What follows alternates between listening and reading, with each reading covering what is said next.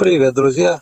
Сегодня у нас в программе немного металла, немного магии, и на выходе у нас инструмент, который экономит деньги и добавляет плюс 100 к уважаемости в гараже.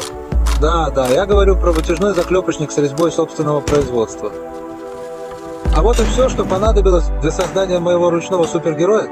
Резьбовая шпилька на 16 мм, достаточно серьезная, кусочек трубы, ничего лишнего, просто немного металла с характером, гайки на ту же 16 мм и пара случайных железяк из волшебного ящика, где лежат детали на потом. Так что берите чай, кофе или, как я, сварочный аппарат и наслаждайтесь процессом под хорошую музыку. Поехали!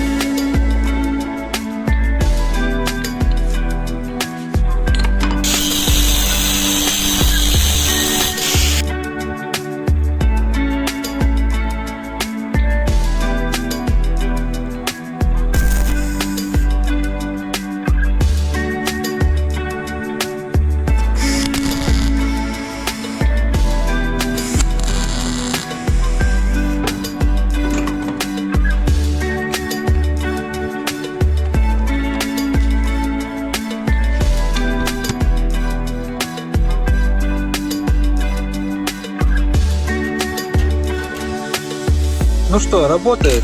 Работает. Значит, в производство пойдет одноэкземплярное. Если ты хочешь больше таких проектов, подпишись. Поставь лайк, чтобы заклепки не выпадали. И напиши в комментариях, что бы ты сделал из старой дрели. До встречи в следующем эпизоде.